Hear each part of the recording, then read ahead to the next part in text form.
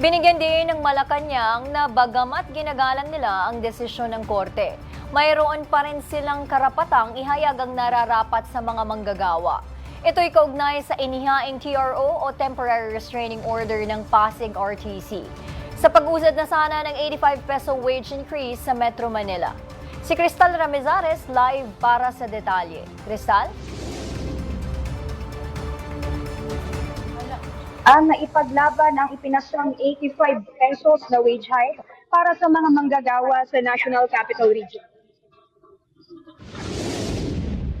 Palace Press Officer Yusek Claire Castro, naghahanda ang Office of the Solicitor General ng isang dokumento ng pagtutol kaugnay ng isinampang temporary restraining order ng Pasig City Regional Trial Court.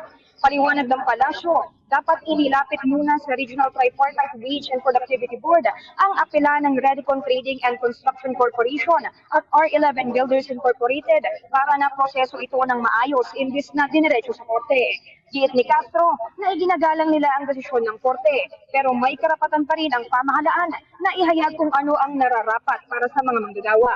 Ang pagbibigay ng tamang sweldo sa mga manggagawa ay prioridad rin ni President Ferdinand Marcos Jr. Kaya tuloy-tuloy ang pakikipag-ugnayan nito sa Regional Tripartite Wage and Productivity Board para matugunan ang pangangailangan ito.